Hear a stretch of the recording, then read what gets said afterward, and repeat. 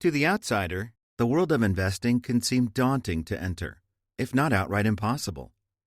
But according to investment professional Howard Marks, this intimidating appearance couldn't be further from the truth.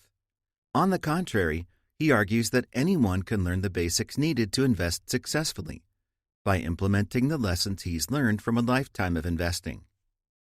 In his 2011 book, The Most Important Thing, Marks outlines the key tenets of his approach to investing. He argues that the best approach to investing in securities, any financial asset with monetary value, like stocks and bonds, is value investing, which involves determining securities' intrinsic value and purchasing below it. To practice it successfully, you must learn the nature of market cycles to find opportunities for purchasing mispriced securities, while also learning how to mitigate the risk entailed by investing. Moreover, Marks contends that you must avoid the pitfalls that ensnare many investors, like greed and a herd mentality. Short-form note. In his later bestseller, Mastering the Market Cycle, Marks concedes that the most important thing is a misnomer, as there's no single most important aspect of investing. He clarifies that, on the contrary, every lesson discussed in the most important thing is essential for investors to understand. As the co-founder and co-chairman of Oak Tree Capital Management, an investment firm that manages $179 billion in assets, Marks brings years of real-life investing experience to the most important thing. Additionally, key insights from Marks' widely renowned investing memos, which Warren Buffett has praised, often form the foundation of his arguments throughout the book. In this guide, we'll first outline the fundamentals of value investing and why Marks prefers it over the main alternative, growth investing. Next, we'll discuss Marks's reflections on market cycles and how they're useful to the value investor, before examining his contrarian view on risk and how to mitigate it. Finally, we'll analyze the common mistakes that often leave investors exposed to unnecessary risk. Throughout this guide, we'll also examine recommendations from other investors that supplement and occasionally challenge Marks's investing wisdom. New section: The Fundamentals of Value Investing. According to Marks, value investing, the practice of purchasing securities below their intrinsic value, is the cornerstone of successful investing. In this section, we'll detail value investing in greater depth, outlining Marks' reasons for recommending it over growth investing and offering concrete strategies for finding underpriced securities. Value investing versus growth investing. As Marks relates, value investing and growth investing represent different investing approaches based on securities' fundamentals, that is, information that reflects the financial health of a security, such as revenue, cash flow, and profit margins. He argues that value investing is superior to growth investing because it yields more consistent and dependable returns. Short-form note: although Marks applies value investing more broadly to all securities, not just stocks, experts traditionally discuss value investing in the context of stock market investing alone. That is, they focus on purchasing stocks that are underpriced relative to their intrinsic value, rather than, say, purchasing underpriced corporate bonds.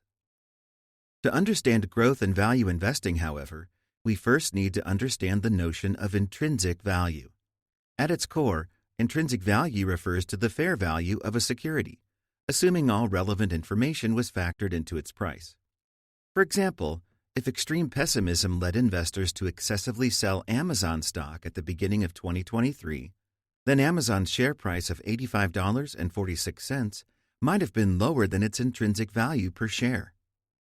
Short-form note: though Marks emphasizes the importance of intrinsic value, he doesn't specify what intrinsic value is. To that end, Robert Hagstrom's explanation of intrinsic value in the Warren Buffett way is useful.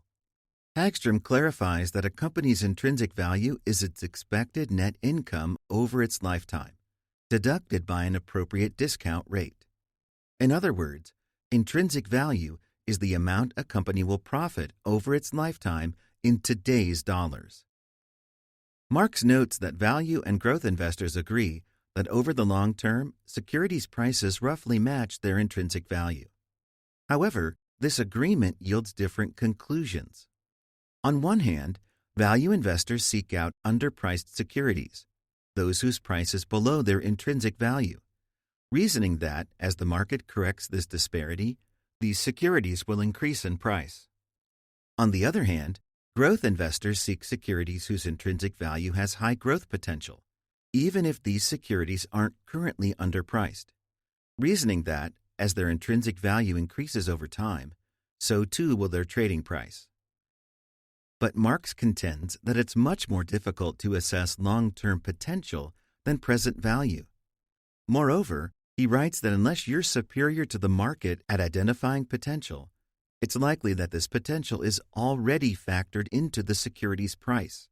For example, Tesla's stock price at the beginning of 2020, $28.30 per share, likely reflected not only Tesla's business fundamentals, but also its potential for explosive growth. In turn, he concludes that value investing generates more consistent and less speculative returns than growth investing, making it preferable for investors. Short-form note: although Marx presents value and growth investing as if they're mutually exclusive, some investing strategies aim to consolidate them into a single approach. In particular, a strategy known as growth at a reasonable price, or GARP, seeks out companies with outsized earnings potential that nonetheless appear undervalued. By investing in these companies, GARP investors purportedly enjoy the consistency of value investing and the exponential returns of growth investing. Value investing and the efficient market hypothesis. Marx admits that value investing requires securities prices to occasionally differ from their intrinsic value. But according to many academic theorists, this market disparity between prices and intrinsic value is rare or even non-existent. Many theorists embrace the efficient market hypothesis, EMH, which states that market prices always accurately reflect securities' intrinsic value, because all relevant information about securities is baked into their price. Marx, however, cites discrepancies between market price and value to argue that the EMH is mistaken, making value investing possible. For the clearest discrepancy between market price and value, Marx points to Yahoo's share price in the 16 months between January 2000 and April 2001. At first, in January of 2000, Yahoo's share price was $237, whereas 16 months later, its share price was $11. According to Marx, it's implausible that Yahoo's intrinsic value dropped by over 95% in that time span. Rather, he maintains that the market must have mispriced its stock at least once, meaning the EMH must be false. Short-form note: Yahoo's collapse was the byproduct of the 2000 dot-com bubble bursting, in which technology stocks dropped sharply in value, leaving many internet startups financially devastated. Experts explain that because such a large portion of Yahoo's revenue stemmed from advertising for these internet companies, its revenue plummeted when these companies no longer had the funds to advertise on Yahoo's platform. How to find underpriced securities. Having shown it's possible for the market to underprice securities, Marx then offers concrete advice for finding underpriced securities. He argues that to find underpriced securities, look for those that investors have significantly misjudged. Marx reasons that if investors have accurately assessed a security, then it's likely trading around its intrinsic value. But if investors have inaccurately assessed a security, in this case by underestimating it, the security's market price will be lower than its intrinsic value. Short-form note: some may say that Marx's advice in this case borders on tautological. By definition, investors' assessments of securities determine their market price, so it logically follows that securities are mispriced whenever investors misjudge them. To put this argument into practice, Marx offers several signs to look for that might indicate an underpriced security. Its price has rapidly decreased, leading average investors to stay away from it. It has some clear shortcoming that makes it less attractive to investors. It's widely regarded as a poor investment, meaning that it's not drawing much capital. If any of these conditions are satisfied, it's possible that other investors, and thus the market, will undervalue the security, leaving you poised to take advantage of their mistake. How to distinguish underpriced securities from unpromising securities. While rapid price decreases, clear shortcomings, and negative perceptions can be indications of underpriced securities, they can also be indications of unpromising securities that you should avoid. To that, experts offer various metrics to consult when attempting to distinguish between stocks that are undervalued and those that are simply poor investments. First, they recommend seeking companies whose price-to-earnings (PE) ratio is lower than that of competitors. PE ratios are the ratio of a company's share price to its earnings per share, a company's net profit divided by its number of shares. And these ratios offer a simple way to see how much investors are willing to pay for each dollar a company earns. Experts argue that comparatively low PE ratios are indicative of underpriced stocks, because low PE ratios suggest investors are paying less relative to the company's income than they pay elsewhere. In addition, experts recommend seeking companies with high estimated revenue growth, projections for companies' future gross income, relative to their peers. Even if such companies are currently floundering, high estimated revenue growth suggests they could have outsized potential and could currently be underpriced. No individual metric is a foolproof indicator of underpriced securities, so these metrics can only be part of a holistic search for underpriced securities. Still, they provide a useful supplement to the signs listed by Marks. New section: The nature of investing cycles. According to Marks, one reason why securities prices can diverge from their intrinsic value is that investing markets undergo cycles, pricing fluctuations often driven by factors beyond the business fundamentals that determine intrinsic value. In this section, we'll examine Marks's account of the origins of investing cycles, their implications, and how investors can exploit them for their own gain. Investing cycles and their origins. Marks explains that securities markets are cyclical. They oscillate between highs and lows in the wake of psychological changes among investors. In light of these cycles, Marks argues that investors should avoid extrapolating from recent trends, because these trends are often upended when cycles shift. To understand Marks's argument, it helps to first understand the origins of investing cycles. According to Marks, cycles occur as investors alternate between excessive risk tolerance and excessive risk aversion. Excessive risk tolerance generates cyclical highs, as investors become too optimistic and overpay for securities, under the assumption that prices can only increase. Excessive risk aversion yields cyclical lows, as investors grow pessimistic and invest too sparingly. Because investors' attitudes toward risk fluctuate rather than remain static, Marks concludes that it's a mistake to assume the future will look like the recent past when investing. For example, novice investors might invest in the stock market after it grew exponentially in the last year, assuming it will do so again in the next year. But according to Marks, this is a mistake. As investors become more or less risk-averse, securities markets can experience wide swings on a yearly basis. What factors drive investing cycles? Although Marks argues that securities markets undergo cycles, he doesn't offer an in-depth account of the factors that drive the changes in these cycles. But in Irrational Exuberance, Robert Shiller attempts to do just that. Shiller argues that the trends in investing cycles result from three kinds of interconnected factors: structural, cultural, and psychological. First, he maintains that structural factors that are external to markets and occur in society at large, help set the stage for investing booms. For example, he points out that the late 90s saw the rise of the Internet, which increased investors' enthusiasm and led to inflated stock prices. Moreover, as 401ks became common in the late 1900s, more investors became familiar with stocks, which increased trading. Next, he argues that cultural factors can drive investing trends by amplifying the attention investors pay to them and by creating feedback loops. According to Shiller, one such factor in the U.S. is widespread media interest in reporting on investing news. This media involvement, he contends, creates a cascading effect when news outlets report on initial price movements, thus reinforcing them.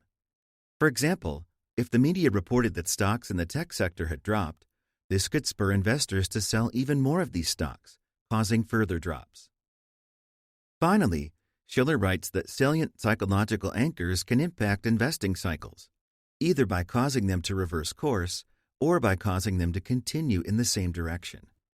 For example, one such anchor could be a pervasive narrative that, say, the housing market can only increase in value. This narrative could suffice to perpetuate a housing bull market, as investors will be less likely to cash in and sell their investments and more likely to hold. According to Schiller, because these narratives hold such psychological sway, they can impact the duration of investing trends. Exploit investing cycles to increase returns. Though cycles can ensnare novice investors looking to turn a quick profit, they can also provide lucrative opportunities for savvy investors. To that end, Marx argues that investors can generate outsized returns by taking contrarian positions at cyclical extremes, because securities are significantly mispriced at these extremes. Short-form note: taking contrarian positions is a key component of what's more generally known as contrarian investing, in which investors buck widespread investing trends that they believe are ill-founded. Such renowned investors as Benjamin Graham, author of The Intelligent Investor, and Warren Buffett, the Oracle of Omaha, are considered contrarians. At a broad level, Marx notes that at any given point in a cycle, most investors' views about the market will reflect that phase of the cycle. For example, in a bull market, most investors will be optimistic, leading them to frequently buy assets and drive up prices. Otherwise, there wouldn't be a bull market to begin with. However, Marx points out that acting in line with the consensus can only lead to market average returns, by definition. After all, if you invest the same as the majority of investors, you won't be able to outperform them. Short-form note: harmful institutional incentives to avoid looking foolish might offer one reason why so many investors follow suit with cyclical trends. In The Signal and the Noise, Nate Silver argues that professional forecasters' reputations can suffer if they incorrectly oppose the consensus view, inclining them to make conservative predictions that, when incorrect, are less embarrassing. So in a similar vein, investors might hesitate to buck mainstream trends because the embarrassment of mistakenly betting against these trends is much greater than the embarrassment of mistakenly betting in line with these trends. Consequently, Marx concludes that acting contrary to the majority of investors is necessary for above-market returns. Specifically, he contends that contrarian investing is most powerful when cycles reach extremes. For instance, purchasing securities at the peak of a bear market, when prices are about to rise, or selling securities at the peak of a bull market, when securities are about to drop. Nonetheless, he admits that contrarian investing isn't always advisable. After all, for large portions of investing cycles, there aren't widespread discrepancies between price and value. So Marx recommends that investors base contrarian decisions on rigorous analyses of intrinsic value to maximize their chance of finding market errors. Short-form note: although Marx advocates for contrarianism on the grounds that it can yield above-market returns, it's worth emphasizing that market average returns would actually place you better than the majority of investors. In fact, while the S&P 500 averaged annual returns of about 6% between 2000 and 2020, the average equity fund investor averaged only 4.25%. Experts point out that this disparity occurs because investors often buy when the market is high and sell when it's low, leading to below-market returns. Additionally, John C. Bogle argues in the Little Book of Common Sense Investing that many investors earn below-market returns because they invest in mutual funds with high turnover rates, which charge fees that cut into their profits. New section: How to mitigate investing risk. Even rigorous analysis of securities' value, however, can't entirely shield investors from risk. On the contrary, Marx contends that risk is an unavoidable aspect of investing. In this section, we'll outline Marx's conception of risk, his warning signs of a risky market, and his recommendations for controlling risk by practicing defensive investing. Marx's view of risk versus the academic view of risk. According to Marx, any approach to investing requires an understanding of risk. He defines risk as the probability that you'll lose money, because that is investors' greatest concern. To see the novelty of Marx's definition, it helps to understand the main alternative that he rejects, namely the standard academic view that equates risk with portfolio volatility, the extent to which the portfolio experiences swings in value. As Marx relates, this view is based on the assumption that more volatile investments are less reliable, increasing risk for investors. Short-form note. In the Warren Buffett way, Robert G. Hagstrom clarifies that academics equate risk with volatility because of their reliance on the efficient market hypothesis, EMH. Hagstrom points out that because the EMH assumes all investing success boils down to luck, proponents of the EMH believe that investors with volatile portfolios are simply more likely to lose money. So it stands to reason that Marx's disagreement with academics' view on risk stems from his disagreement with their view on market efficiency. In Marx's evaluation, this academic view misses the mark. Specifically, he suggests that investors aren't concerned with portfolio fluctuations per se, because fluctuations alone don't always cost investors money in the long run.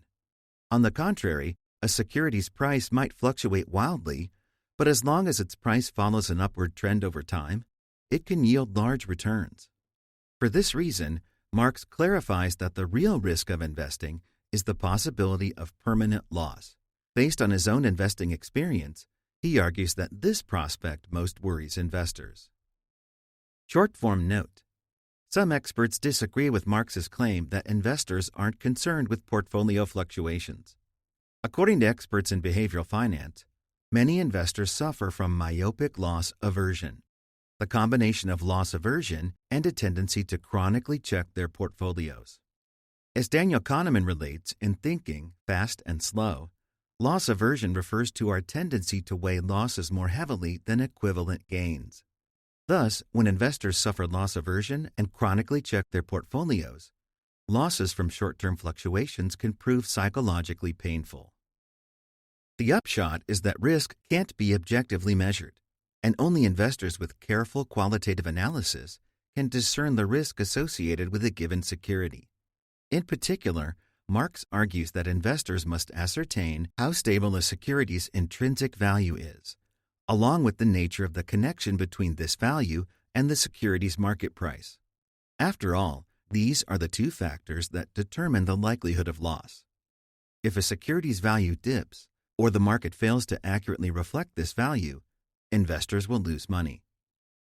Short-form note. Although Marx claims we can't objectively measure risk, many professional economists attempt to do just that.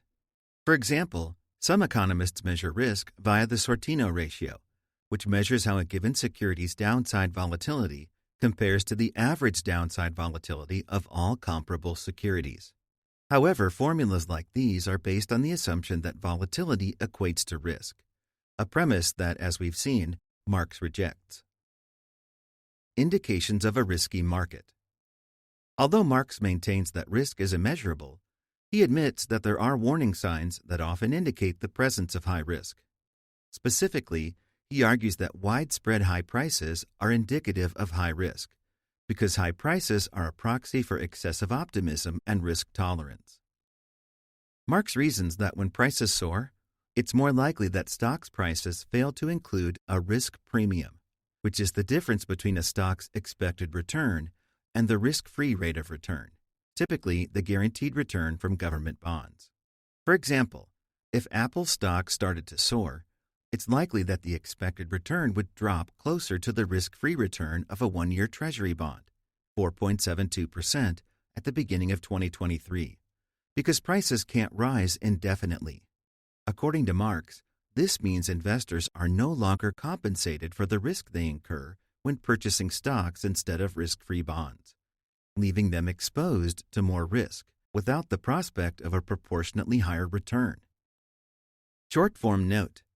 Because risk premiums depend on the risk-free rate of return, it follows that the same expected return from a security can yield a different risk premium depending on the risk-free rate at the time. For example, imagine that you could expect a 10% return on Amazon stock at the beginning and end of 2022. At the beginning of 2022, when the one-year Treasury bond offered a 0.4% return, your risk premium would be 9.6%, 10% minus 0.4%. But at the end of 2022, when the one-year Treasury bond offered a 4.7% return, your risk premium would be much smaller at 5.3%, 10% minus 4.7%. Control risk through defensive investing. Though he discourages high-risk investments, Marx recognizes that eliminating risk altogether, for example by purchasing 10-year government bonds that return around 4% annually, will yield unsatisfying returns. He argues that to balance this inverse relationship between risk and return, you should practice defensive investing, which uses a margin of safety to reap reliable returns while minimizing risk. As Marx relates, the margin of safety refers to the difference between a security's intrinsic value and its market price when purchased. For example, imagine that you purchased Tesla stock at $118.47 at the beginning of 2023, and its intrinsic value was $150 per share. Then your margin of safety would be about $32 per share. Short-form note. Graham, who first introduced the concept of margin of safety in The Intelligent Investor, argued that one crucial way to increase your margin of safety is through diversification, purchasing more securities of different types. He reasoned that even with a margin of safety, investing in only one security leaves you exposed to loss if that security drops significantly.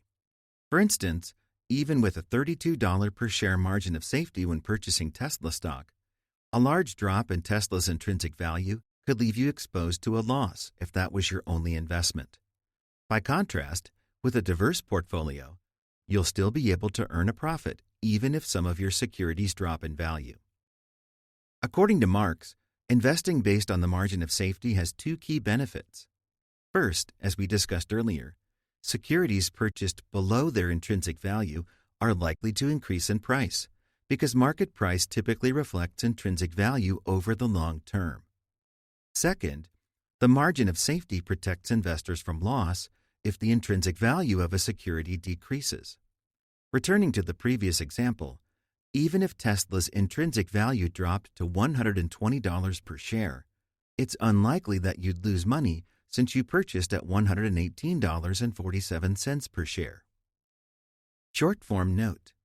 Although investing with a margin of safety has these benefits, experts point out that it also suffers drawbacks.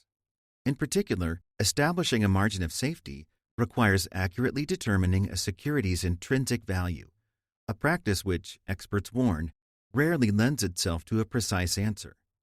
For example, Buffett's method of calculating intrinsic value requires estimating a company's future net income, which is an inherently subjective estimate. For this reason, investors can easily think they've established a margin of safety because of a faulty intrinsic value calculation, leaving them overconfident. New section: Psychological and Intellectual Pitfalls to Avoid. While investing grounded in the margin of safety sounds straightforward in theory, investing is more complicated in practice. As Marx points out, that's because investors often succumb to emotional or intellectual pitfalls when investing. In this section, we'll consider the primary investing mistakes that you must avoid to maximize your success. Common psychological pitfalls. While Marx admits that investing markets might be perfectly efficient if investors were fully objective and rational, he contends that the opposite is true. Psychological influences affect investors' decisions, cutting into potential profits. And though Marx lists an array of such influences, we'll focus on the effects of three key ones: greed, fear, and the desire to conform. Pitfall number 1: greed. First, Marx argues that greed leads investors to make suboptimal decisions, as it causes them to abandon caution. He points out that when investors are overcome by their desire to earn money, they cast aside risk aversion in hopes of earning an outsized profit. For instance, a greedy investor might spend an exorbitant amount of money investing in an unproven cryptocurrency, leaving them exposed to massive losses if the investment fails. For this reason, Marx maintains that greed is one of the most potent forces working against investors. Short-form note. Although it's impossible to precisely determine greed's influence, CNN business experts have developed a fear and greed index that estimates which emotions are driving the market.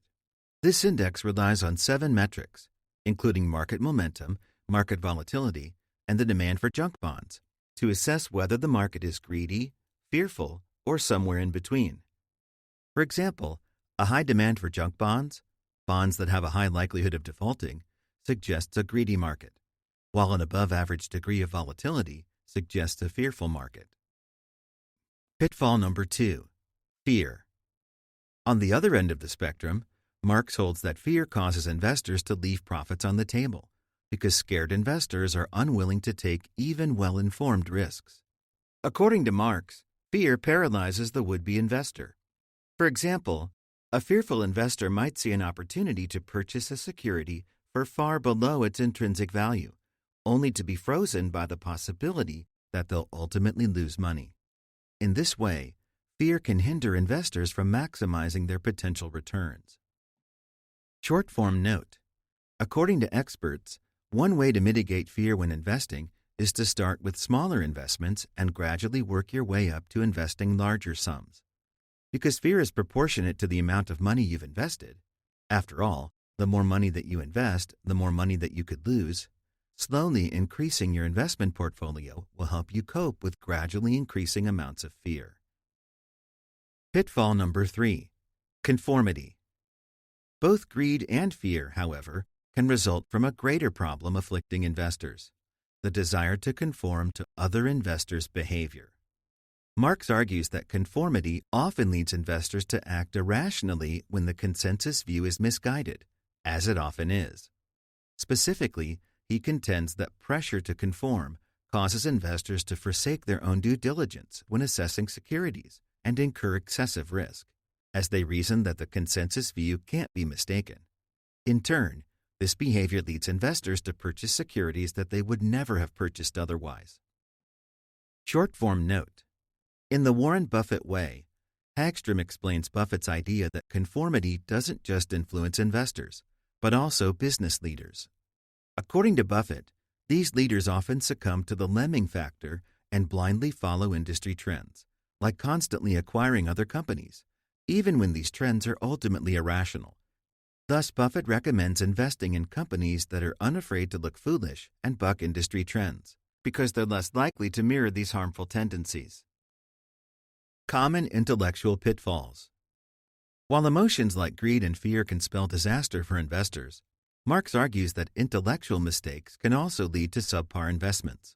Specifically, he contends that investors who are too credulous and those who fail to consider rare outcomes are susceptible to large losses. Pitfall number 1, excessive credulity.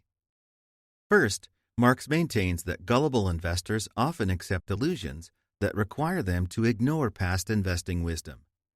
For example, you might recognize that investing markets have experienced cycles historically, meaning that peak bull markets often lead to bear markets with their associated price drops. Even knowing this, the credulous investor could become convinced that these past norms no longer apply, causing them to continue purchasing securities under the delusion that prices can only rise. In this manner, credulity can result in excessive risk that leaves investors exposed to potential losses. Short-form note. Excessive credulity in investors might stem from the ought-is fallacy, the fallacy of believing something because you want it to be true, not because of evidence that it is true. Informally known as wishful thinking, this fallacy explains why investors might purchase securities believing that their price can only increase, even though historical evidence suggests otherwise. After all, it's natural for investors to want their securities to only increase in value. Pitfall number 2, lack of imagination. In a similar vein, Marx argues that investors who lack imagination will fail to plan for rare contingencies, leaving them vulnerable to loss when those contingencies occur. He maintains that such investors plan for the future by extrapolating from the recent past, assuming the future will reflect the past. However, this lack of imagination means they won't account for instances when the future does diverge from the past. For example, when the dot-com bubble burst in 2000, as technology companies' stock prices plummeted despite investors assuming that these prices could only increase. Consequently, investors without imagination pay the price when the future doesn't meet their expectations. Short-form note. One possible reason why investors suffer from lack of imagination is that they rely too heavily on what Daniel Kahneman calls System 1 thinking. As opposed to System 2 thinking, which Kahneman describes as our ability to slowly and deliberately form judgments, like solving a complex math problem, System 1 thinking involves quick, intuitive judgments without voluntary effort, like performing basic arithmetic. According to Kahneman, System 1 thinking leaves us prone to extrapolating patterns from data that are actually random, like assuming a coin is rigged because it lands on tails several times in a row. Thus, investors that use System 1 thinking might assume market trends will continue indefinitely on the basis of recent data, although these data are often random subsets of larger data sets. How to avoid these pitfalls? Marx contends that there's no foolproof strategy for avoiding these pitfalls. However, he does offer one main suggestion to investors: remain keenly aware of market conditions, especially the supply and demand relationship for securities, because such awareness will help you realize when securities are mispriced. For example, to avoid succumbing to greed, you might recognize that capital is flowing too freely into fledgling high-risk securities in the technology sector, as investors hope to find a diamond in the rough. In such a situation, cognizance of this market trend would help you realize that these securities are likely overpriced. Similarly, to avoid excessive credulity, you might recognize an inordinate demand for, say, real estate, because investors think real estate values can only increase. By remaining aware of this, you'll be poised to avoid the trap of thinking that past trends about the housing market are no longer relevant. Short-form note. Experts offer a variety of strategies for remaining on top of relevant market conditions, like Marx suggests. For example, they point out that following news aggregators, such as Google News, can keep you aware of pertinent investing reports from a wide array of sources to ensure you don't miss market developments.